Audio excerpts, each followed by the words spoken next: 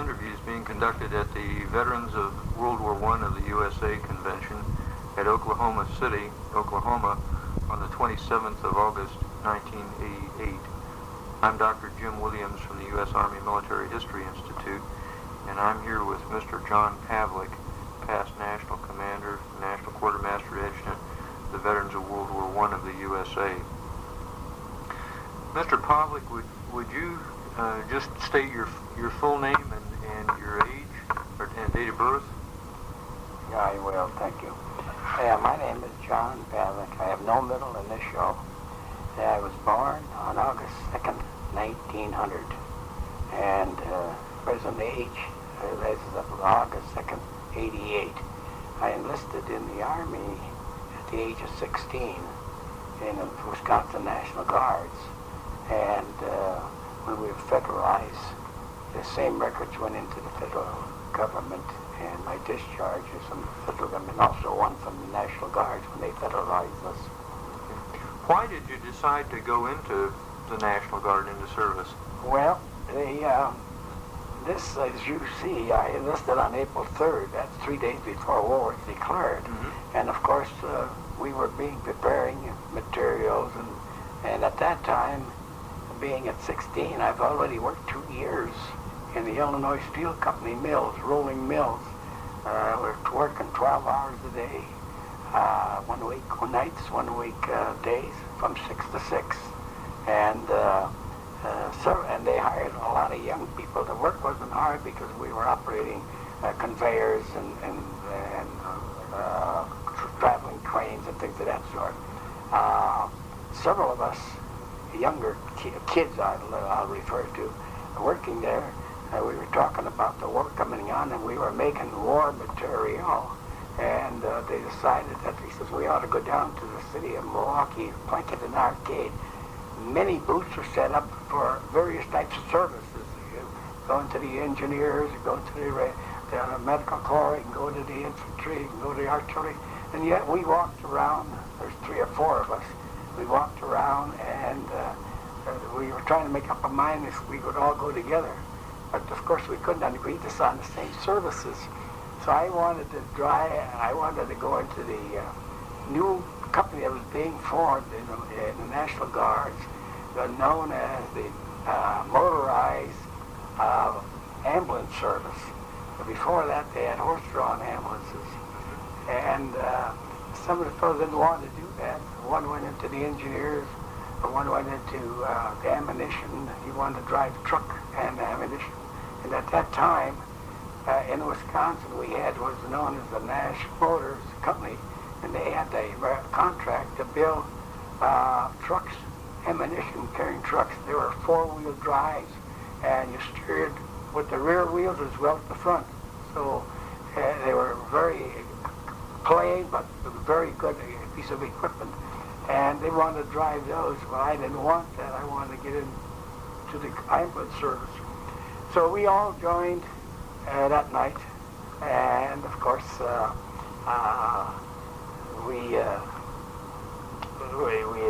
recruiting officer that I went into, he said, you're going to make a good choice here. And I said, well, you know, I'm not even 16. I'm 16 now. I'm not going to be 17 till next year in August.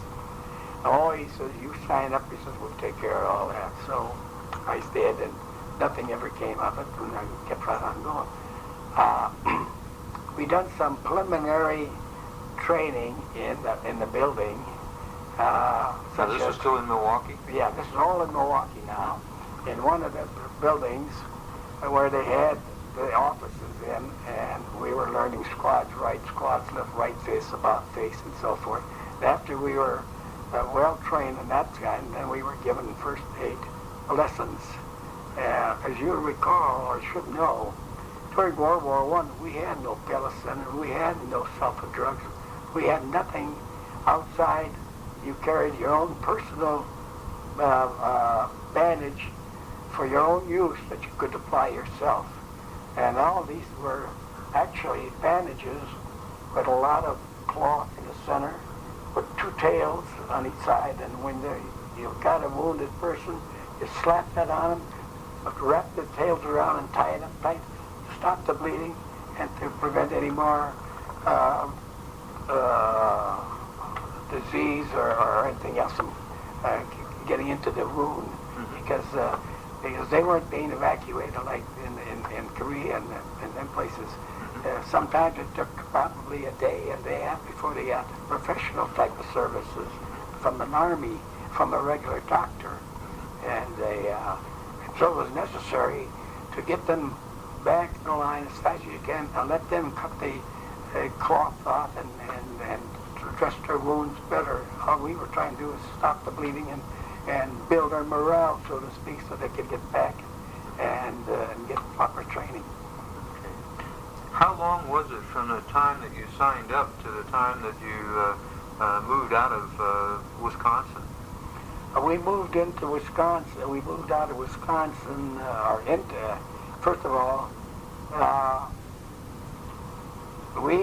after we had our basic training, then we had 2 weeks of training in the Whitefish Bay area where the 157th, 121st Field Artillery headquarters were. They had loaded their guns on flat cars and they were gone, and we used that, and then we were out in pup tents for a week to get acquainted and get used to sleeping outside and so forth. And then we drove and we waited for our motorized vehicles. They were white, no windshields, and they were a real good piece of equipment.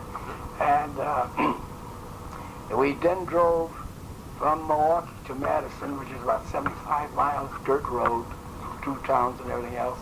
Our whole caravan, the captain and his vehicle, and then the officers, and then our people were then put in the ambulances, and we were driving them. We had a convoy, probably 12 ambulances, or 12 vehicles altogether. We drove to Madison all day. It took us all day to get there. And then we pitched our pup tents at Camp Randall, had our meals, slept there. Next morning we got up and went to Camp Douglas, which is probably another 75 miles. And there we were, billeted in regular big tents, eight people to a tent.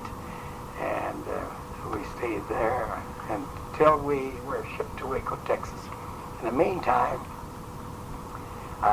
while we were at Camp Douglas, when we shipped from Camp Douglas, we went to Waco, Texas. We were then federalized. And it's a rather interesting way of talking about being federalized. The Wisconsin National Guard had 6 regiments, but they were peacetime regiments, 125 men. So they doubled them up, and they had 2 regiments with the full composition of the men for the companies, and Michigan done the same thing. So the 125th and 26th Infantry Brigades were Michigan, and the 27 and 28 were Wisconsin brigades, and their officers and so forth. And when we entered, then we were federalized, and we made the 32nd Division. Were the officers that you had regular Army, or were they National Guard officers as well? At first, they were all National Guards, until we got to Waco, Texas. Then we still had our regular officers, the National Guards. They were federalized also. But we had some French and British officers that came there who talked to us, told us what kind of operation the trench warfare was, and so forth. And we were asked to dig trenches and things of that sort. Of course, that was a hard job, but pick and shovel. And that Texas gumbo, you could hardly get anything moving at all. What was your impression of the French and British officers? Did they seem like pretty good folks, pretty competent? Well, yes. They were very neat. They were very friendly, and most of them spoke English. And the way they talk, you had the feeling that they knew all about it. They were giving you straight information, which is, you could accept it either way, good or bad, but they were giving you correct information. That's the feeling that I had. And they were giving you this information for your own good, for safety. one interesting thing, though, before I would go further, in Camp Douglas, Mitten recruited too many men for the ambulance company. He recruited about 35 more men than he needed. Was this the captain? Or This was Captain Mitten of the new motorized ambulance company that was being formed. He recruited more men than we had. And so we had roll call. He had to get rid of about 35 men. And he didn't know how to do it. He couldn't take the first 25, so we lined up in alphabetical form. And every fourth or fifth man, I don't remember anymore, stepped out. 1, 2, 3, 4, 5, out. 1, 2, 3, 4, 5, out. That was the group that we were then transferred into the 6th Wisconsin Infantry Regiment, which was being the new one that was being formed. Then the one, 6th Wisconsin, 4th, 5th, and 6th Wisconsin was put into 1st, 2nd, and 3rd Regiment. They already had their medical corps. So we were then transferred back out of there after we were told how to take care of people. And that was a good deal because you got to know the individual, you got to know from the lectures we got what type of injuries they're going to receive. Shot either by shrapnel or by bullets directly that we would be dealing with. And so they narrow down your amount of education that you needed to attend to this type of thing. And of course, those that were killed immediately, and we never, you check on them, and then you kept on going. But in Camp Douglas, and this is very interesting, and I am so grateful that I had the opportunity to enlist, because by enlisting in the National Guard, being federalized, and having a fine gentleman, a major, who gave us a lecture. We were on a bivouac. Most of the people were on a bivouac, and we were with that group. And he told us in plain words, and I'm going to talk to you like I'm going to talk to my sons. You're my children. And he says, we're at war. He says, you don't realize that. He says, when you're at war, you have an enemy. And the enemy is also at war with us. Now, he says, you don't have much of a choice. You either have to destroy the enemy or they're going to destroy you. Now, you decide what you want to do. And of course, the answer is, we'll destroy the enemy and protect ourselves. And so he says, and the only way you can protect yourself, number one, learn to self-discipline yourself. That you have to learn and abide by it and continue on. Number two, have respect for law and order. Respect your officer. Respect the orders that are given. And if you get an order to carry out, you carry that order out. Don't try to interpret it. It's not your job. Just carry it out. If the captain sends you to an officer and tells you to stop firing or retreat or whatever it is, you give them the exact words and that's it. And he says, you're going to get, these orders will be so short that you can't forget them. There'll be nothing in writing. And of course, I took that to heart. When we were transferred back, shortly after, when we got to at Waco, when they started unifying, making the 36th Division, Wisconsin had the we had 2 ambulance companies, and then we had Mitten had recruited too many men, so we just started building up another ambulance company, and the rest of the 4th ambulance company came in already with from Michigan. So our company, 126, was comprised both by Michigan and Wisconsin people, and that worked out real good. And some of them were also draft boys, so we got to learn the individuals' feelings and how they reacted, but we had no trouble. They all pitched in and worked real hard on everything we done, and that lesson that they taught, I applied my civil life. I've learned to discipline myself. I learned to obey law and order and had no problems. And when I went into the fire service, which is quasi-military organization, I already had the basic trainings. I volunteered for everything that they had to offer, and had no problems with discipline. And the end result was that I was able to get promoted going very quickly because I had all these things. So in my civil life, I was able to be promoted. You got to remember, no high school education, barely grade school education. Well, as you know, the average education of World War I was only 6th grade. And so this helped me to have a good home, good life, good job, good children, give them good education and so forth. And for that, I'm very thankful. I know my limits and my limitations, but others don't. And because of that, I was able to carry out my work, and I satisfactory to everybody in my service in the fire department and the service for the government. Let me just make sure I understand this. You actually started in the ambulance company. That's right. And then you were transferred to an infantry. Infantry Medical Corps. Infantry Medical Corps. That's right. But then back into the Back ambulance? to the ambulance company. Okay. To a new revised ambulance company. Okay. 126. And this was all before you went to Texas?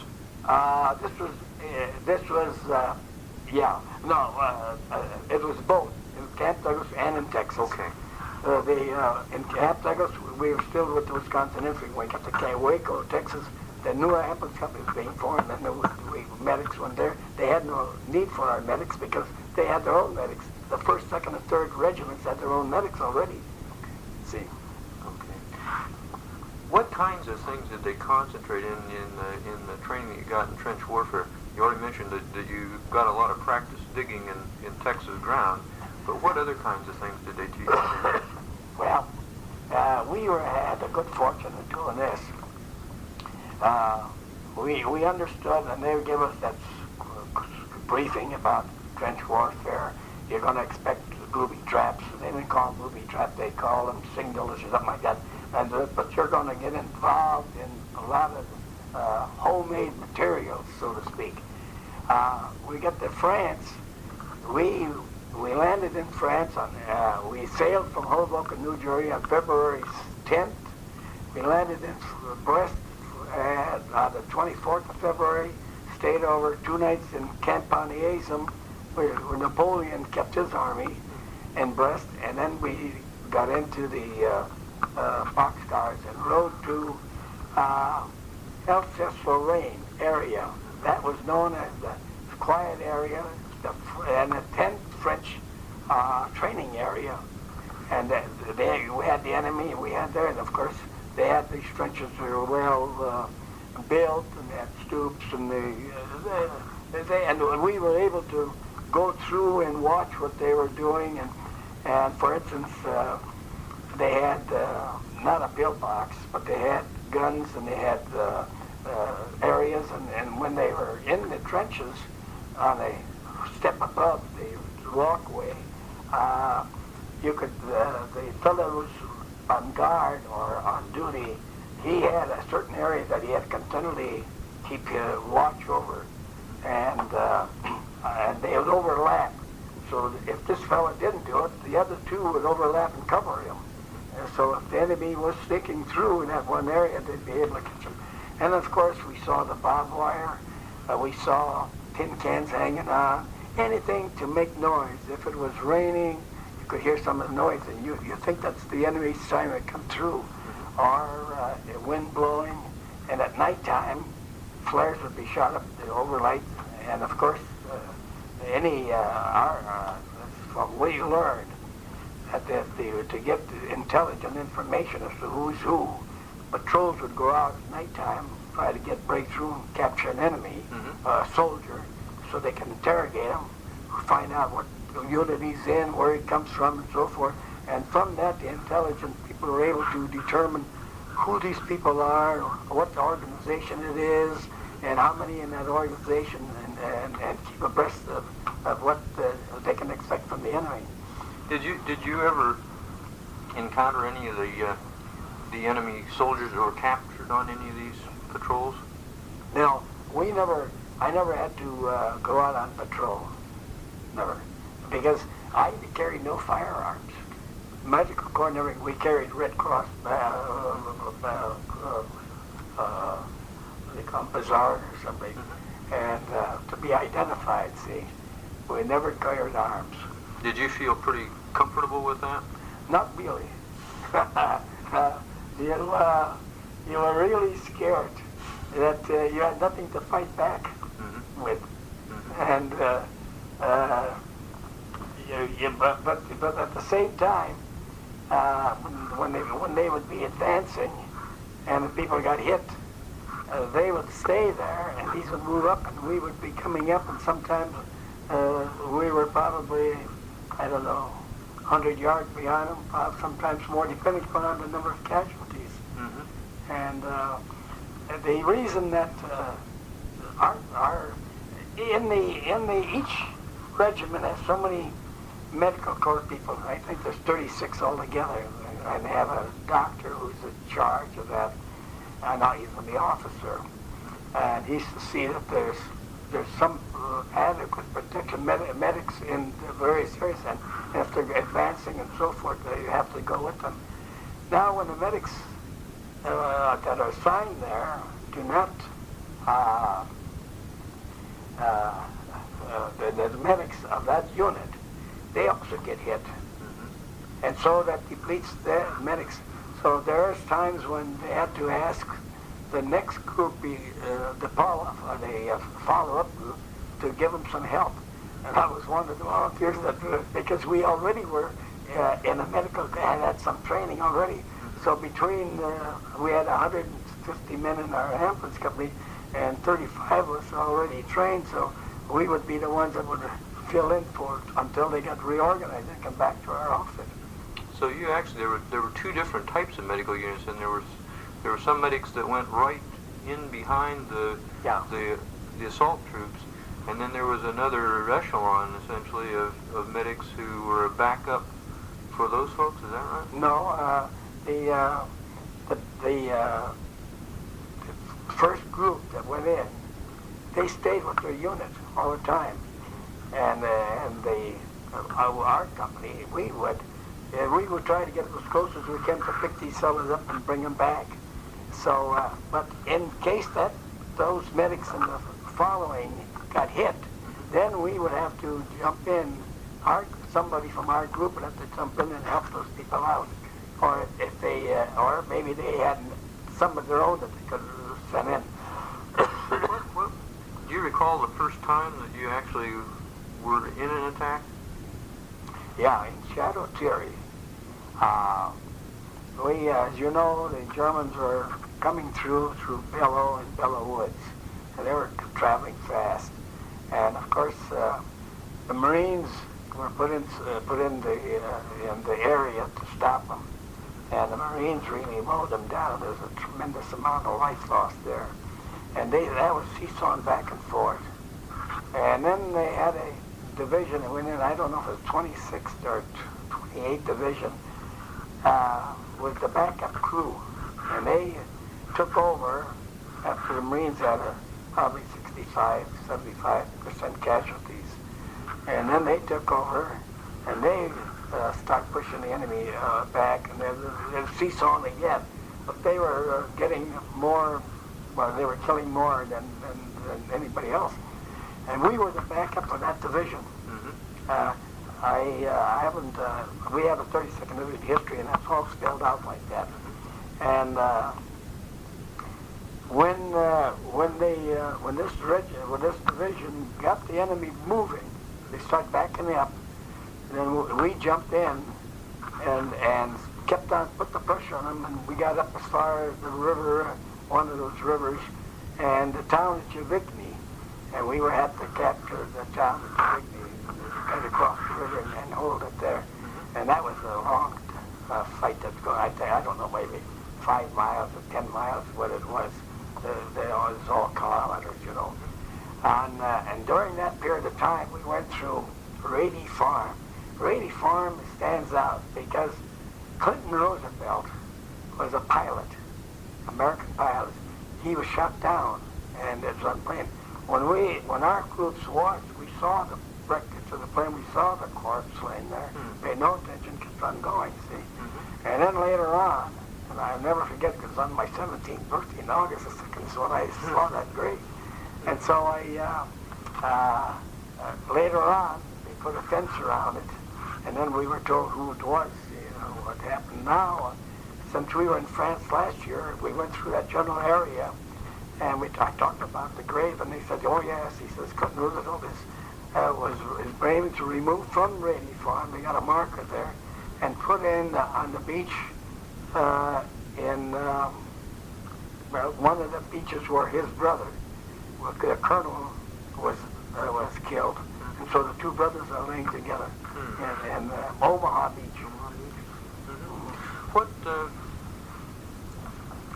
What was your impression when you first went into battle like that?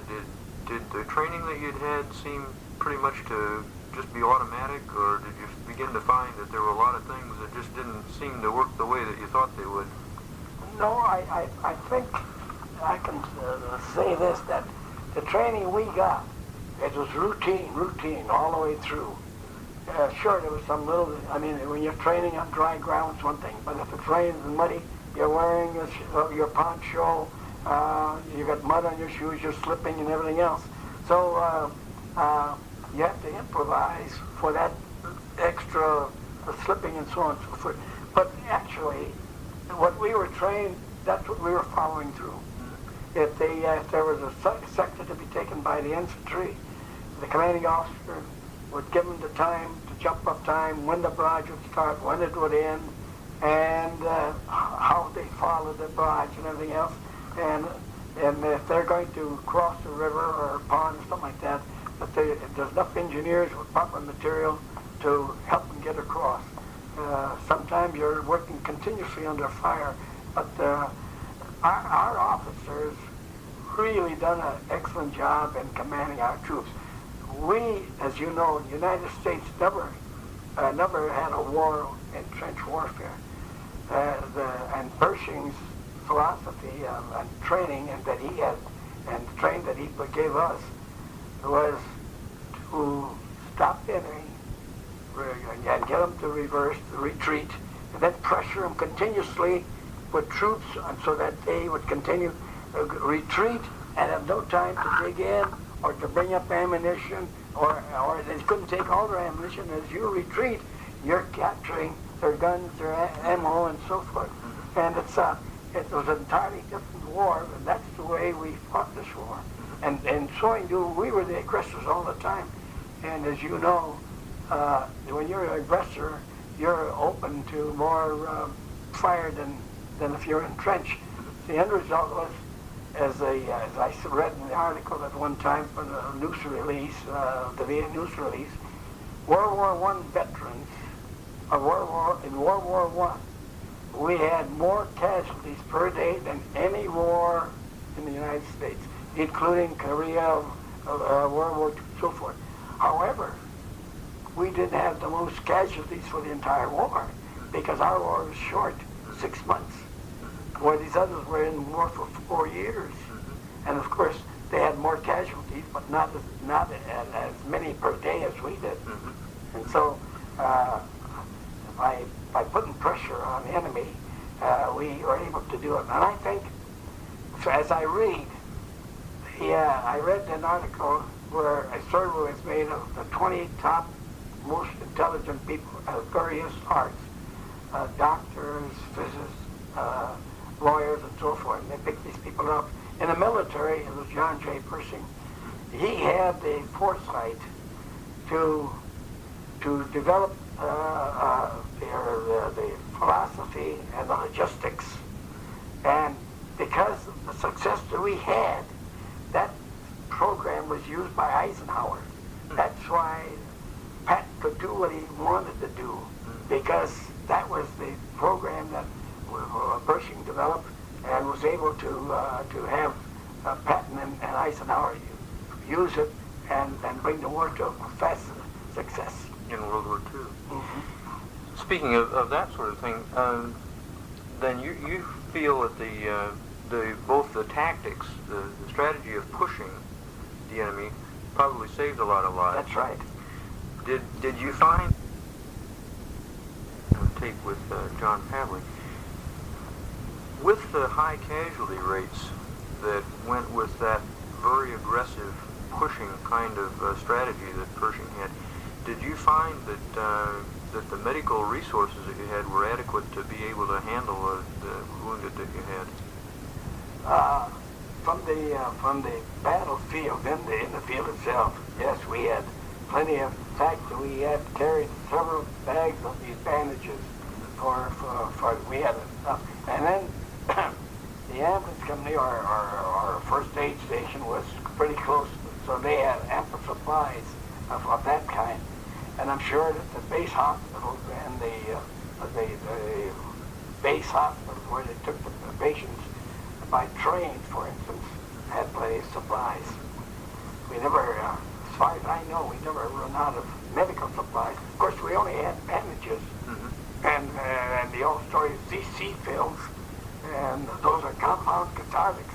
Oh. And you heard about that? No, I haven't. Oh, well, anybody that was scared or had a headache or stomach ache or was didn't feel up or had a hangover or whatever, he went to the first aid station and all they gave was CC pills.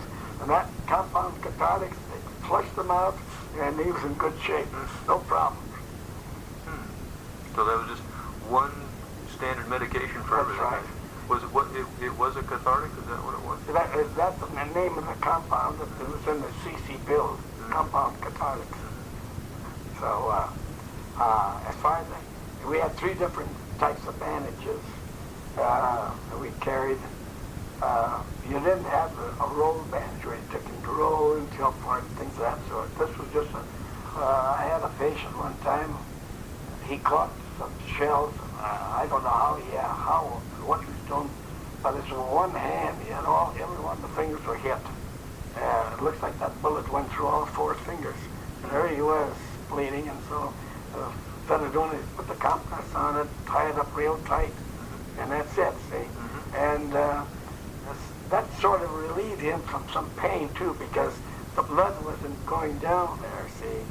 And stopped his bleeding and so forth, and push him back. And we were authorized to give tags, but we had a lot, you put the guy's name on, things of that sort. We didn't have time to do some of the things. You just slap them on, tell them move back, go to the next one, so forth. And when I talk about discipline, when you're when you're up in front, at the back of your group, you weren't exactly in line with them, you were behind them, see? And when you're caught in a barrage, shells over, so you lay low until they lift the barrage, until our people throw a barrage, counter barrage, and then they kind of stop it and we follow ours. You follow the barrage. But when they were shelling us, you would be laying low in your old foxhole, praying, and then the shell land close by, the shrapnel goes all out, and you look at that, and you think, gee, that's a good hold, I'm going to jump into that, see? But you have to wait. This is where self-discipline comes in. You wait, because no 2 shells drop in the same hole. So if you get into that one, you're going to be pretty safe in that barrage. So you wait, and there's no fumes coming out of that hole. Then you can duck into it. But if there's fumes coming out, that's mustard gas. Okay. How could you tell that the fumes were there? Could you smell them, or could you see them? If it's a daytime barrage, you can see the fumes. If it's nighttime or something like that, you can smell them. But usually, that's why you had your gas mask in front all the time. And if the shell was close by and you wasn't sure, you put your mask on. And we had horses that pulled the artillery, 75s, and they had masks for horses. So when you had the Saxon horn, woo, woo, woo, and that was the signal, put on the mask. So the fellas in the artillery who took care of the animals, the guns and the caisson, and they would have to put the mask on the horse first. Now, the mask on the horse was like a feeding bag that you put on the horse. They have to put that out and be sure it's tight around there. And of course, the horse thinking that he was getting a feeding bag, get food. See? So they didn't have to have a struggle with getting. No, they stood all right. They put those on first, then you put your rope on. What was the reaction? Were you around at all when horses first got exposed to fire? Well, they were the only time that horses were exposed. There was no cavalry, you understand. The horses were exposed when the infantry was moving. After the infantry was pushing, the horses had to keep on following with the 75, because when they throw a barrage, you got to have the 75s. And 6 horses on a cannon with a caisson dragging behind. They had a hard job. And mud, and sometimes they would be slipping, and the horses weren't fed. It's like the soldiers, they were just getting their oats and water and everything else. Some of them got hit by barrage. Some of them, it was a mess to see them laying there on their side, their legs sticking out, both of them blowed up with the gas because of the food and everything that they had developed in the gas, and there's no expulsion. And so it was kind of a hard thing to look at. What kind of gas training, gas defense training did you have? We had gas masks training. I'm not in the States, and they also had a vehicle where you'd go in one door and out the other. And I think that was just to build your confidence up in the mask. I think there was no gas in that vehicle at all. However, when we got to France, we did go through a similar thing, but there was gas in it because you could feel it under your armpits, wherever your moisture parts were, you could feel it. And they'd only leave us in there for probably a minute or two, just so you could feel this uncomfortable position. So that's what you would feel in the field. That you know that the gas was there, so you wouldn't be turning your mask off. Do you have any idea, was that phosgene, or what would they have had? I think it was phosgene gas. Then we had, I've never seen it, but I saw the book. They put out a history of the World War I, a big red book, and I have that at home. They have a colored man with a mask in front of him and laughing like can be. They call it laughing gas. Big mim. Yeah, right. Yeah. Right. What was the reaction among troops that you saw the first time they got exposed to gas? Did they pretty much then react as they had in training? Or? Not really, because most of the people are probably the same age like them. Nobody wanted to show that they were more timid than anybody else. We all more or less took it in stride. I mean, when they said squad, you go in there, the 8 would go in, and no problem. Nobody held back. Nobody would complain about this, that, and the next thing.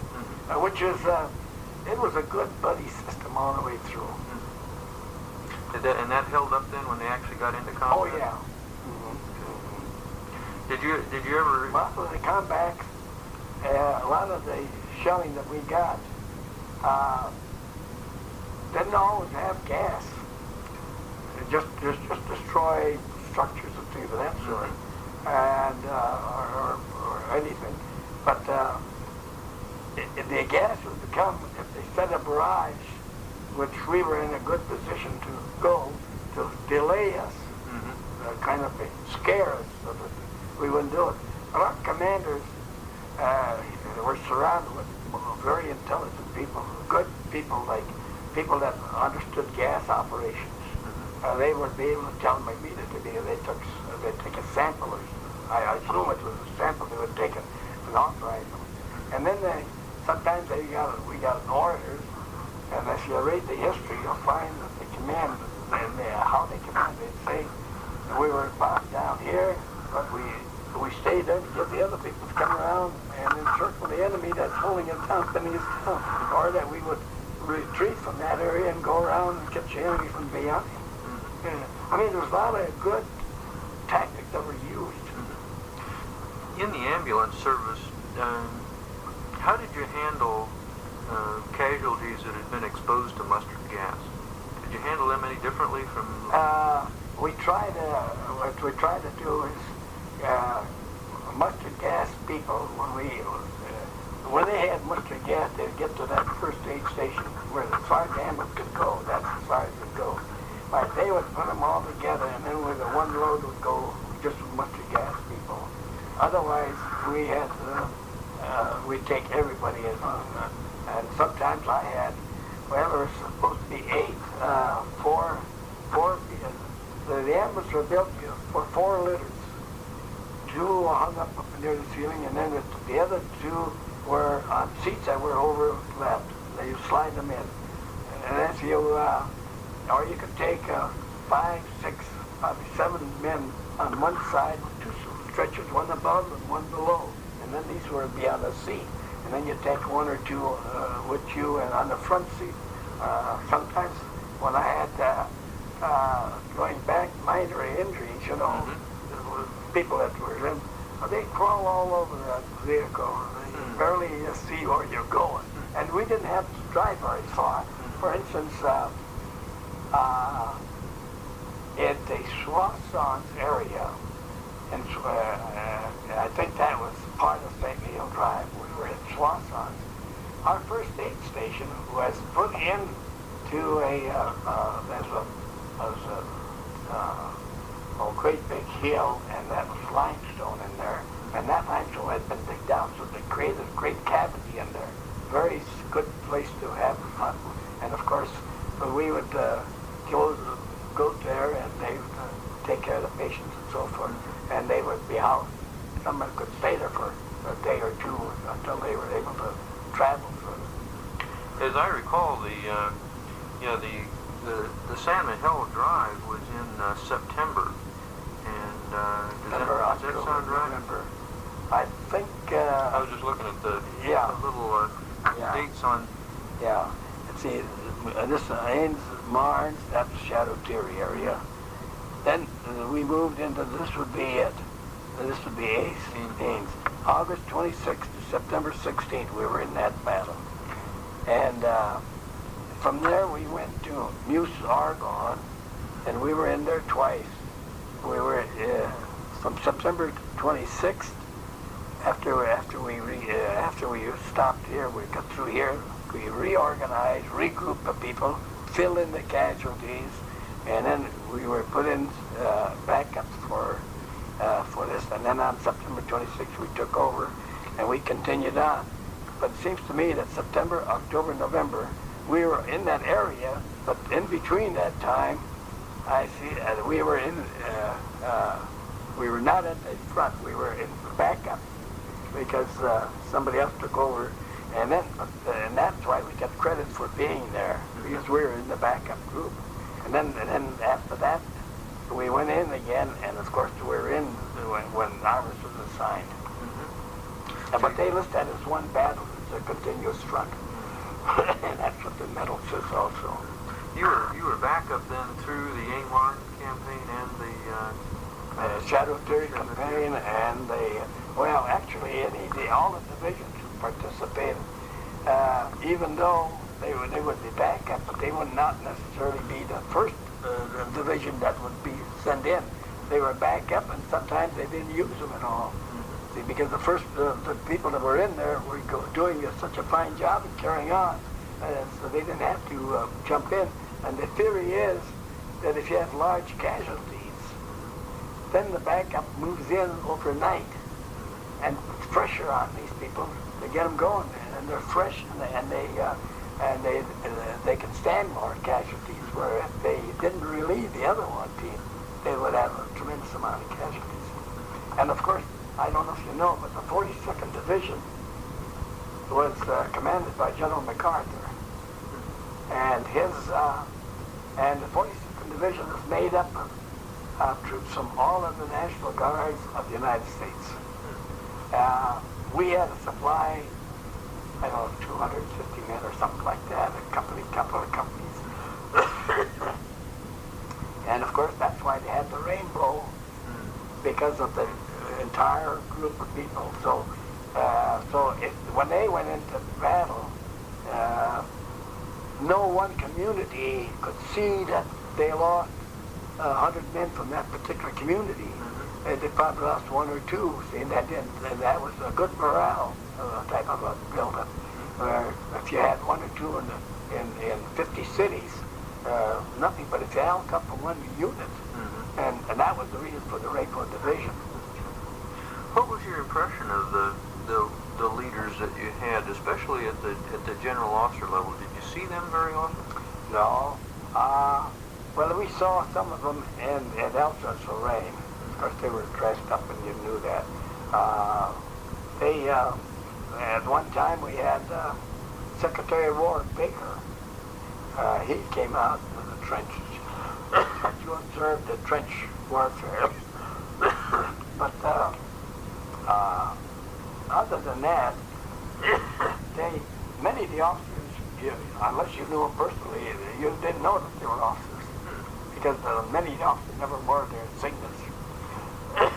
So if they were captured, they never knew who they were, whether they were officers or not. And the medics, most of the people knew who the medics were. There was times you didn't even wear the Red Cross band before fear that they, I don't know, maybe this is not important, but I think it is. If the enemy wants to gain objectives, wants to destroy the enemy, they will pick out people. They'll pick out officers. They'll pick leaders. They'll pick out Red Cross or first aid people. And they don't really shoot in the head. They rather shoot them in the legs or someplace. Because if they can't walk, and you have to have 4 men carry a litter, that's you're taking away material, manpower from the front. And so everything was, we catch on to all these things as how to avoid getting in that type of situation. I think that we had excellent leaders, and like General Pershing, I told you about Marshal Foch, that our leaders were real leaders. And if you look at the record, you'll find we lost a lot of top-notch officers. So you didn't have any sense that the officers were hanging back and not leading? No, I never got that impression. Never. Sometimes some men were talking very intelligently, but you couldn't tell whether they were sergeants or corporals or privates or generals because of the information. I remember when we were at one of the, I don't remember, I think it was in Javigny. This early, it was in the morning, and the colonel or the regimental, I think it was the regimental officer, high officer, told the members, he says that he was briefing him, giving him all kinds of instructions. Among the things that, one of the things he said that I remember, and I could never forget, is saying that I was not aware of all of the phraseology that's used, because in Medical we were more or less trained to not in guns or anything like that. And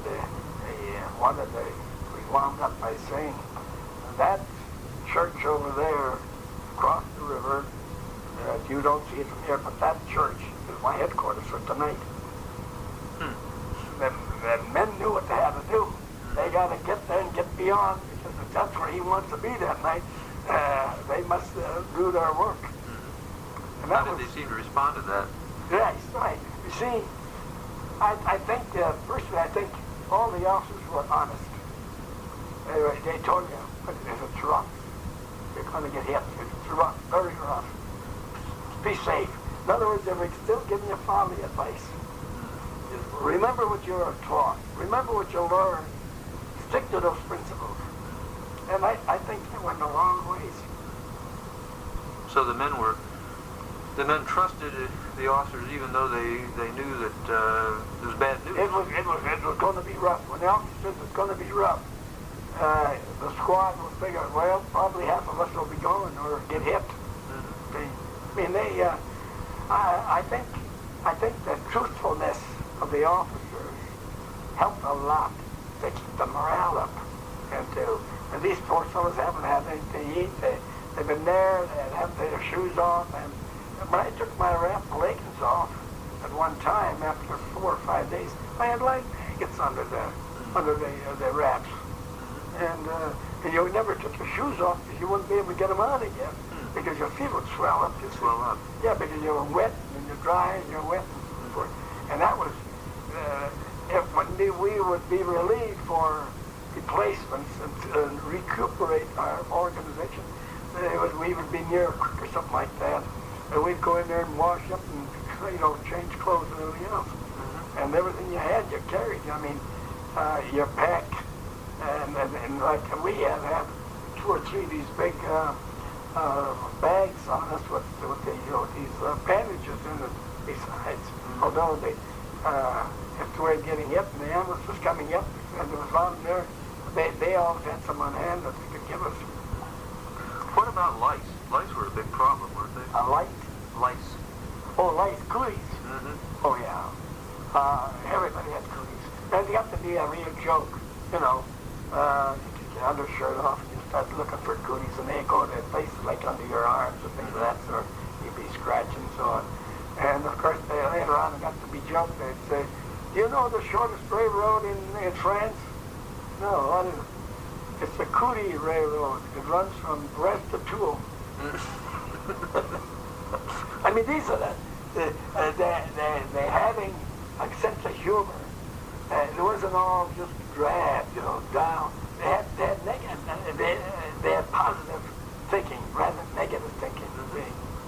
And like you'll probably see some movies, something like that. They say, well, if I get hit this time, take care of my stuff, tell my wife or something like that. Kidding, see, you don't expect that really would happen. But sometimes it did happen. Was there any kind of medication that you had to try to keep the lice off, to keep the cooties off, or was that just something people had to live with? No, when you're at the front, you don't undress, you stay in that. When you go into reserve section, recuperating, they had tried to give you a vehicle with a delouser in it. You take all your clothes off, put them in a bundle, throw it in the delouser, and they would, through steam, and I think it's steam, they would inject them there under pressure. They're supposed to take care of the cooties. And in the meantime, you'd go through a shower, cold shower, and get soaked up. And I think the soap had kerosene in it or something of that sort to help you to get it on your body. It would stay with you. And then when you get your clothes out, if you allow it, you put it back on again. Did you ever recall hearing of a thing called blue butter? No. Okay. I ran across the term here, but somebody mentioned it in connection with trying to prevent lice, but I'd never heard of it before myself. I just wasn't sure what it was. I don't think same as rats. The trenches are there such a long time. Rats got their nests in there. These fellows are in the trenches all the time, and the cooties got involved. And because these folks could leave the trenches, be bare. You put a new group of people in the same trenches, they'd get cooties because the cooties were, and they didn't have enough gas to gas off the cooties. If the cooties were gas, you were gas too. So they didn't. It was it was discomfort, that's for sure. But at the same time, you kind of laughed about the damn things, sitting there reading. What are you doing? I'm reading my prayer book or something. He's going through looking for the cooties in his undershirt. I mean, the morale was terrific. Sounds like it. Did you get any furloughs at all or passes while you were there? No. While we were in Alsace-Lorraine,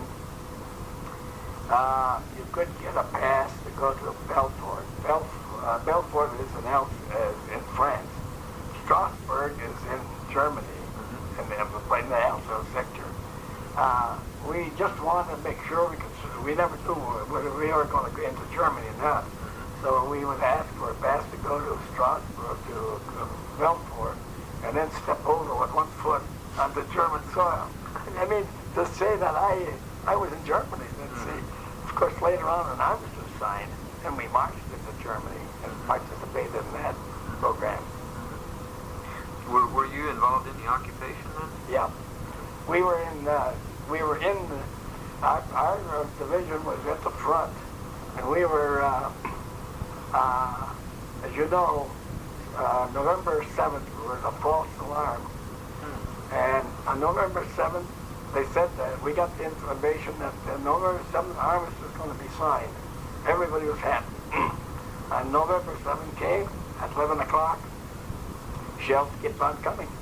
We thought we could get up and, one after each other.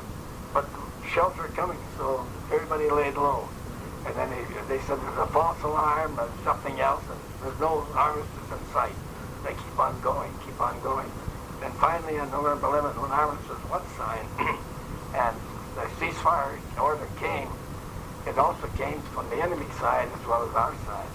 And so the enemy come up, they wanted to be taken prisoners, and so our people didn't want nothing to do with them at all. I mean, this was different. And because we were at the front line, the first and second divisions were also in the line. And when armistice was signed, we got the order. Those, like if we had done some use, those three divisions that were in order, got the order that we're to follow the enemy across the Rhine River. So when the enemy was leaving town, we would be entering the town, right behind them all the time. That's we had to hike. So we hiked from Guns Meuse, we went through Luxembourg, we went to Luxembourg,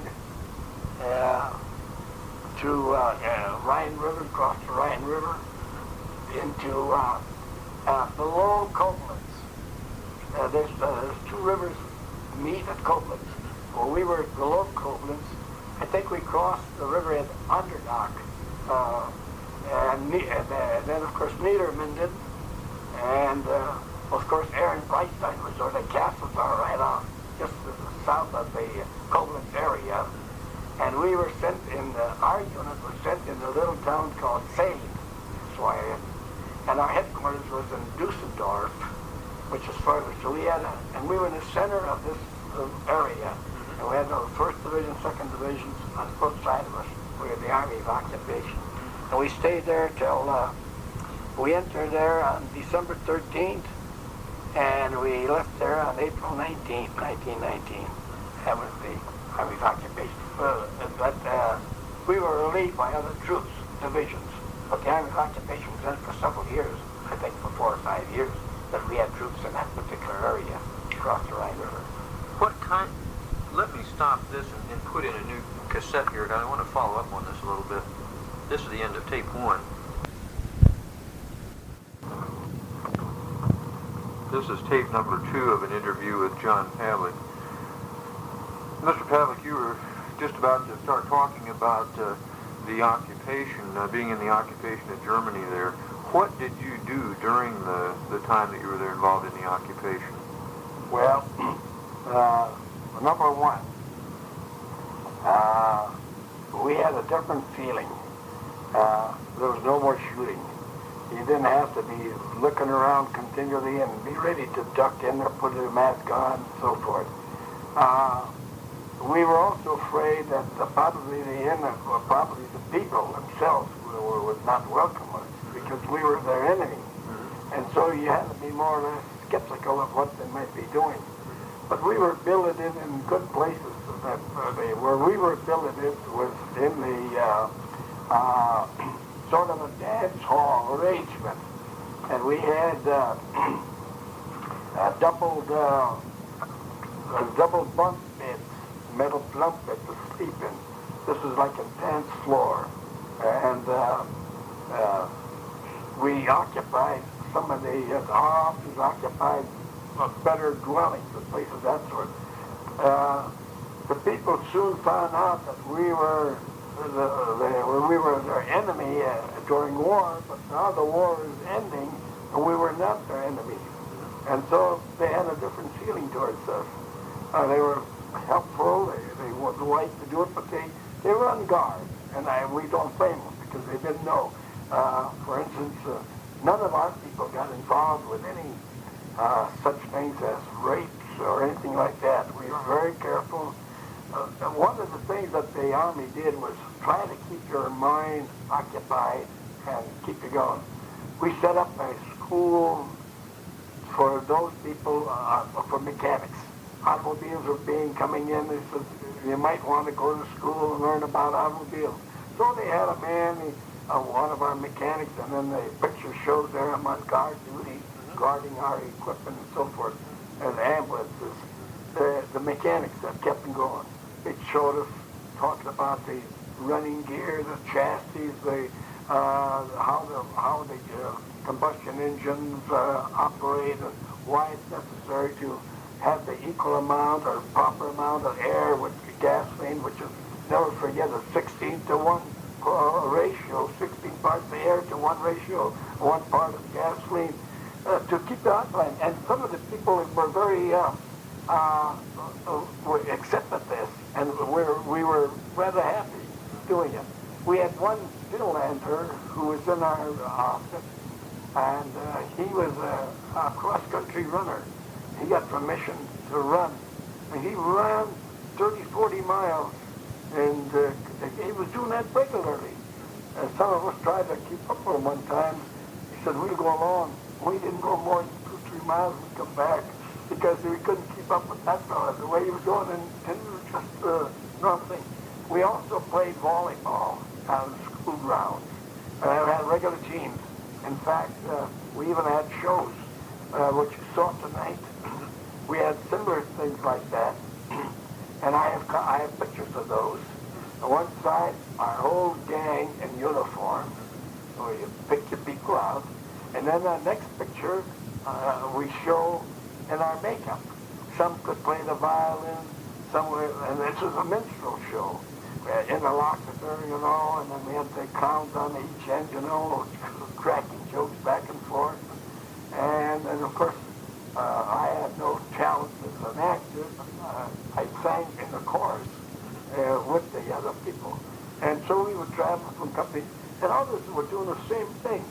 And in that way, time went by fast enough. While we were also in Germany, each unit, I've assumed that each unit got so many passes per month. And in our case, we were able to, and I was able to get a pass, 3-day pass to go to Copeland and on the Rhine River to walk at the Rhine River. We rode down the Rhine River, that part from Copeland down to, I can't forget the name at the moment. The Rhine River goes through a lot of valleys. I mean, there's bluffs, very high bluffs. And would that have been up to Mainz? Pardon? Would you gone as far as Mainz? Metz. Metz, yes, as far as Metz. And then we came back up to Copeland. Coming up at, going down the Rhine River, we see these castles and these beautiful terrain and so forth. And in one area, we all hollered. Now, the people thought we were, the other people that didn't know what we were doing, we all hollered. We see a big sign up there, 57. I mean, Heinz is a ride, 57 Heinz is a ride. That was the slogan on the canned goods that they had.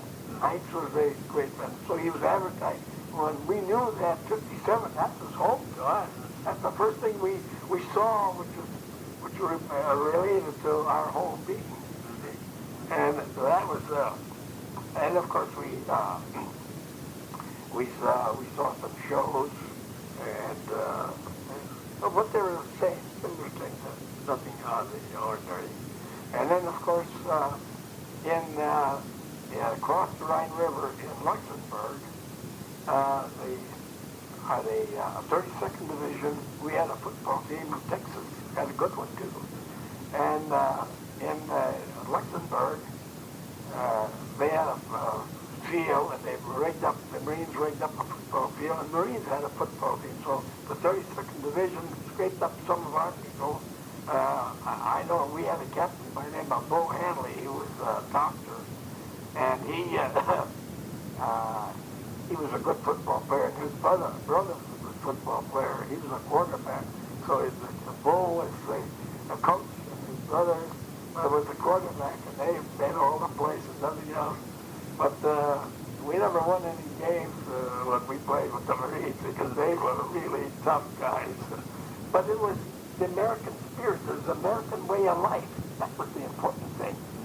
It wasn't whether you won the game or lost the game. It was the competition, and the strategies that you were using, and the American program. We were right to home when you see a football game like that. And I have some pictures at home of when the 32nd Division football team in Texas played in the Cotton Bowl.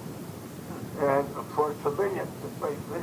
So actually, when we were in Germany, they occupied our minds a bit. You draw for kitchen duty, you have to do guard duty, like that one picture there, and then of course you're on 12-hour shifts or 3-hour, 4-hour shifts, then you're relieved. So you put in your tour duty once a month or something like that, and it was good. We had our own bakery up there in Brightstein, and truckload would come in with food, bread used to come in long bread. You had about 10 loaves all put together, baked all together one time. It was very good. So we were fed good. We had, much of that stuff was routine, like breakfast, you had rice and fruit juice on it, you know. But it was good and healthy. And we went to church. We had church services from time to time.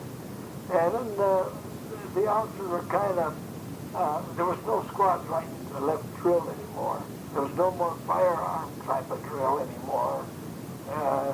Before you had to know your enemy, and if you had fixed payments, how you would jab and so forth. So that was all discontinued. We didn't have to do any squad right and squad left. Always, that's routinely. Every once in a while they'd say, we ought to go out with little hikers. Get you out of into different area. And funny thing about this whole thing is, we want to go home. Now we're getting mail. Now we're getting the newspapers. Before we weren't getting your mail. We were to catch up. You got a stack of mail. And they caught up. So you were reading, trying to write home and figure out, I don't know how long we're going to be here. But they came out with an order. And they said that, is anybody here wants to go home in advance of the organization going home?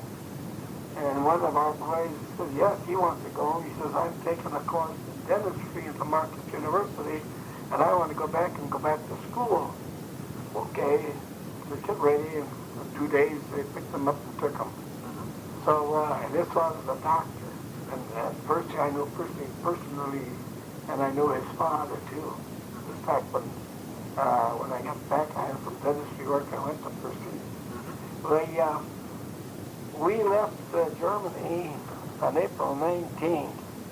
We were in Milwaukee. I was in Milwaukee. Let's see, April, May, June. No, we didn't. Yeah, April, May.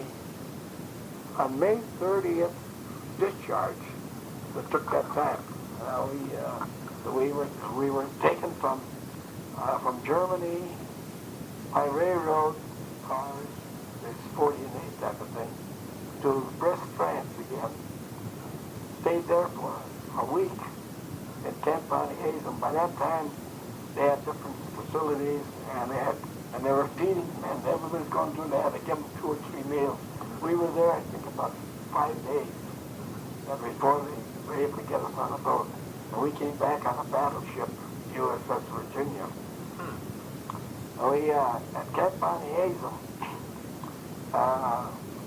they never had any, they had tables, not tables, they had stands. You stood up and had your meals. You didn't sit down to do it, and do it fast, you know, because they were serving meals all day long, cooking it.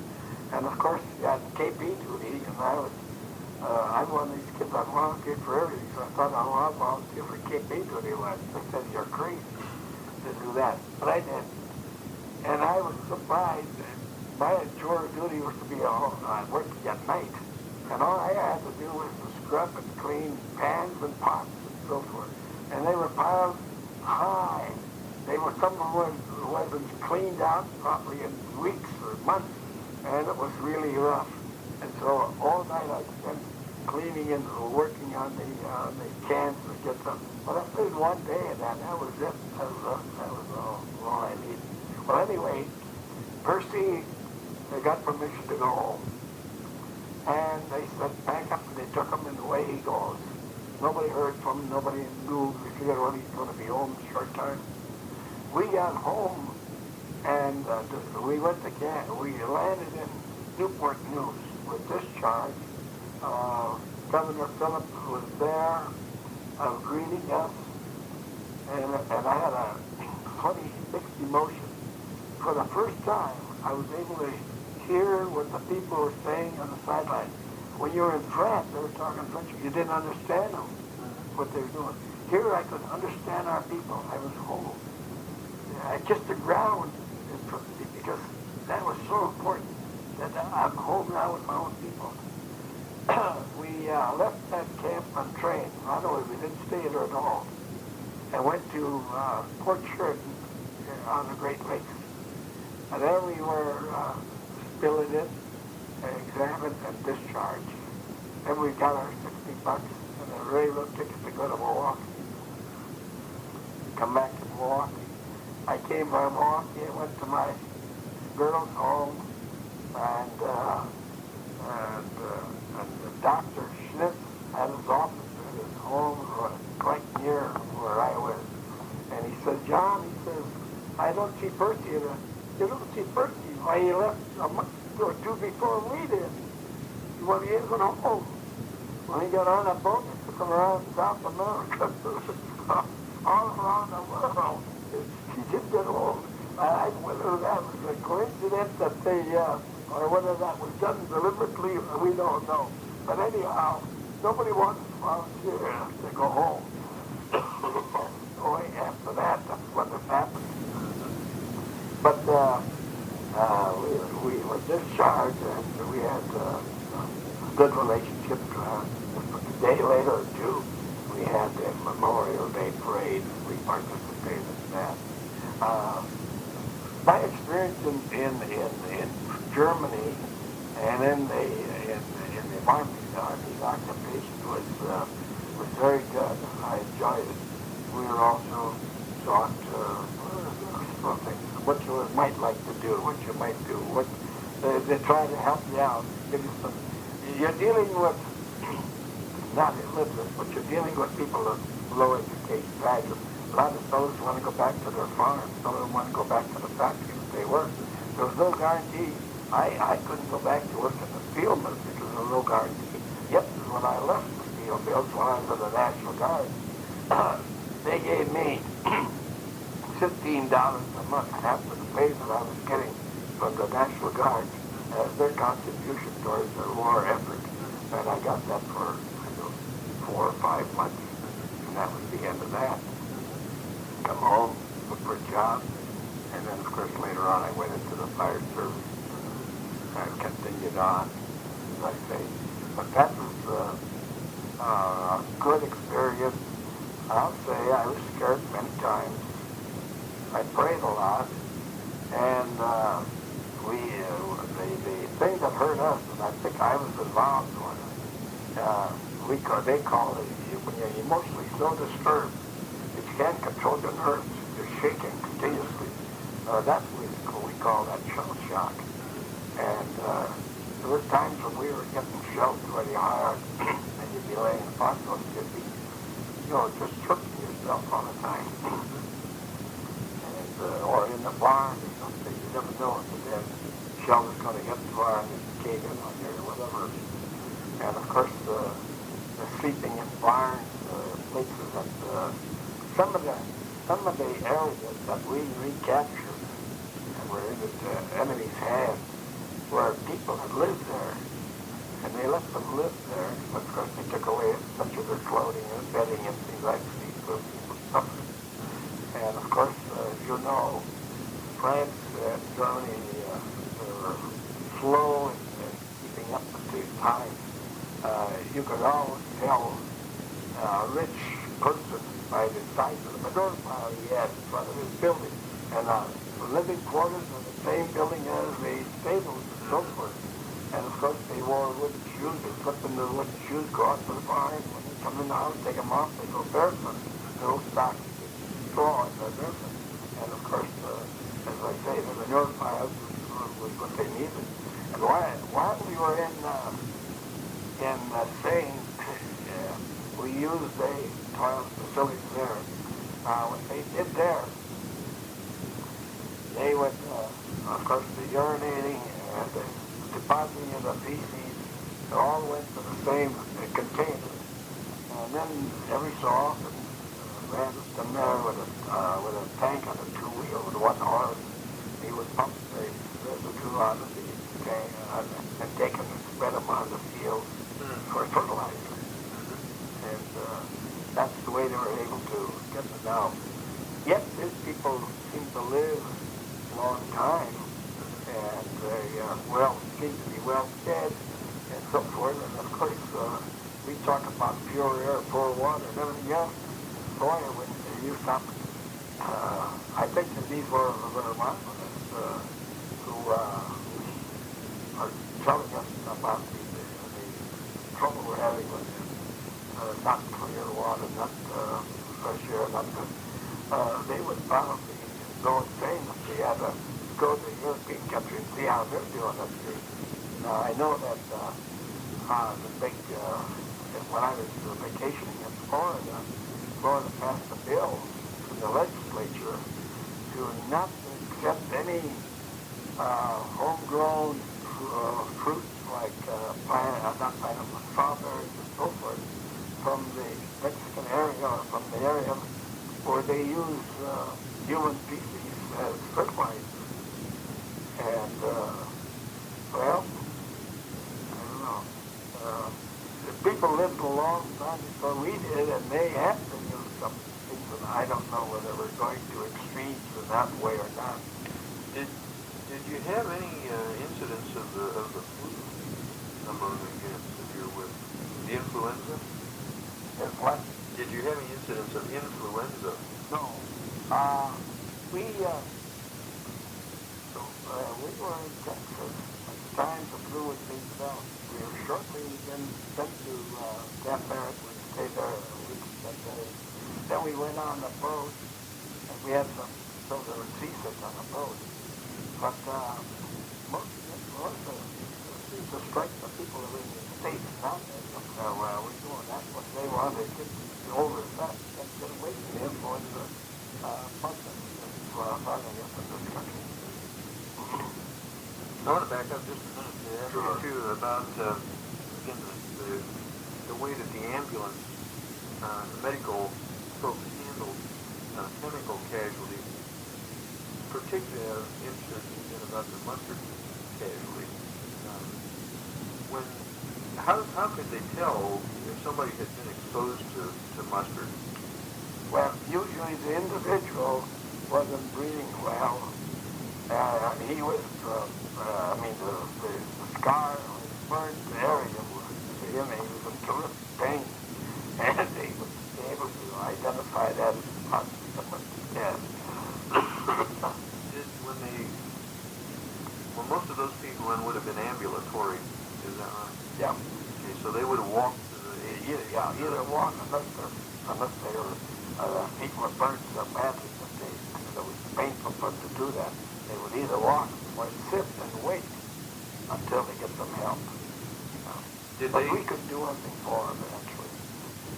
Did they, when they would take them to an aid station or however they treat them, how did they decontaminate them before the doctors or the medics worked on them? Well, I don't know whether the doctors wore gloves or whatever, but I think what they did, they had some kind of a chemical that they would spray the body and the clothes to neutralize the chemicals that they were involved.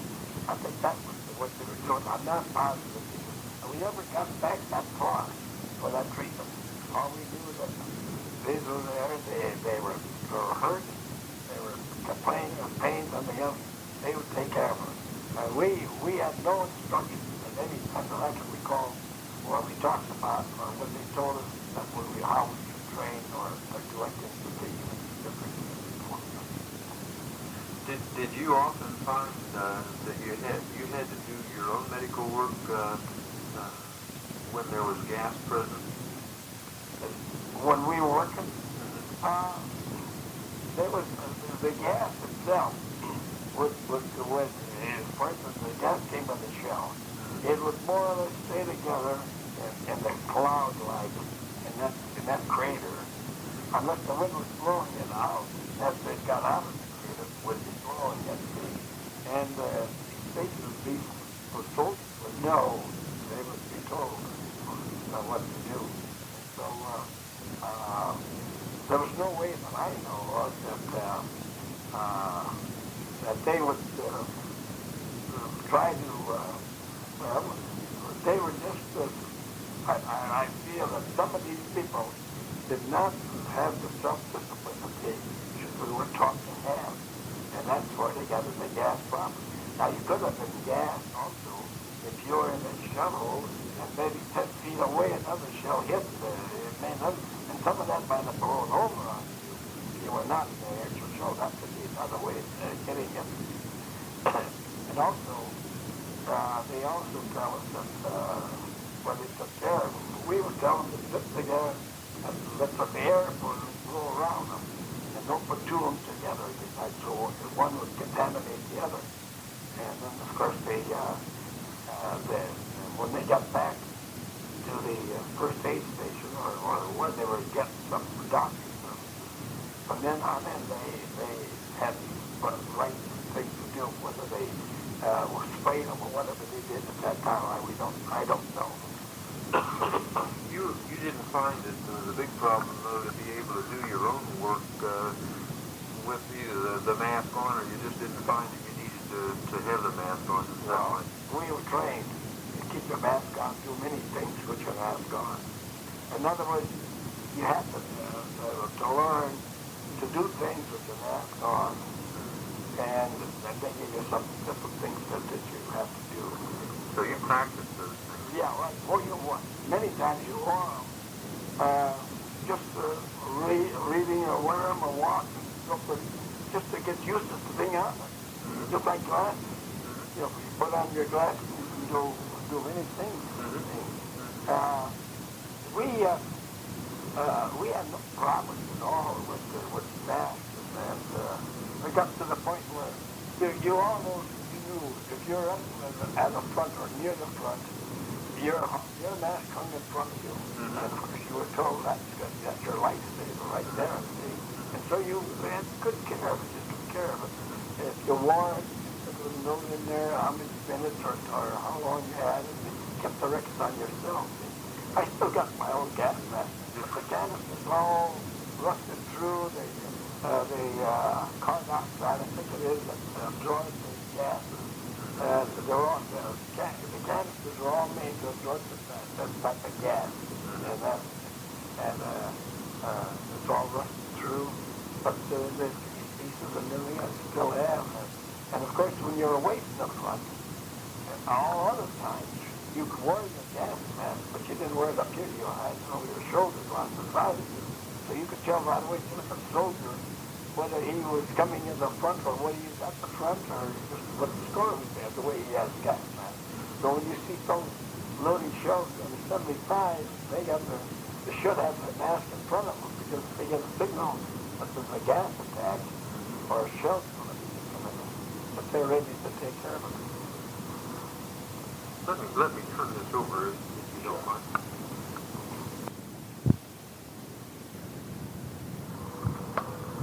Well, if you're talking to the high echelons, they probably don't give it a peons version of it. No, that's part of the problem. You mentioned that you prayed a lot when you were in. You prayed a lot when you were in the front. Did you have any contact with chaplains? Oh, yes. This is rather interesting, too. Chaplain by the name of Gustav Reverend Stearns, a Lutheran minister. I went to his church. He also went into the 32nd Division. And while we were in the 10th French area, I walked about 4 or 5 miles to the area that he was stationed at, just to visit him, and so on. And I looked back. He stayed there, and then we both came back, and then he married us, and we continued going to church. And then when he retired from the church, he took a job as being the chaplain at the VA hospital in Milwaukee until he passed away. As a matter of fact, I got a 3-day pass in Camp Douglas, but I had no money to get back to go to Milwaukee from Camp Douglas. So I went to him and I borrowed money off him. I said, I got money. My girls got the money, and I said, I'll pay it back when I get back. So this is what he'd give me enough money for a ticket. And I went to see my girl. Next day I come back and I'm paying them back. And that kind of, I had a feeling that I thought I was on the right side of doing things. Probably not being old enough, not being a kid that would hang around pool halls and all those sort of things. That's what helped me a lot. Yes, I prayed. I prayed very much.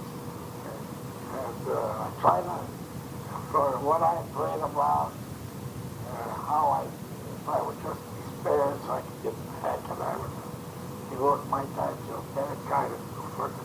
And I try to prove it because going into their service and so forth to do that. So I still feel that way. And that's why I'm doing so much for our World War I country. Being a younger man, being in better physical condition than most of these fellows. And I've been a student all my life. I'm trying to get more knowledge of things going to be helpful to children. So this is why I take on these jobs and carry on for them. Did you have any other chaplains assigned to your units at all? No, we never had a chaplain. The chaplains are usually assigned to a regiment or not an individual company, something like that. We didn't have no captain in our company at all, or on the 7th train. Did they have regular church calls though? Oh yeah, yeah. They have them on.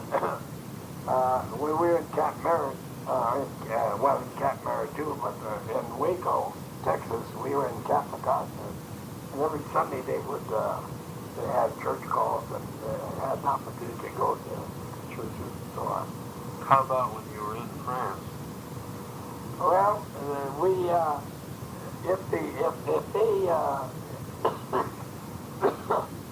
not during the time we were in battle. From the time while we were in the 10th French training area, yes, they had announced that there would be church, or the minister would come to a general area and we tried to get the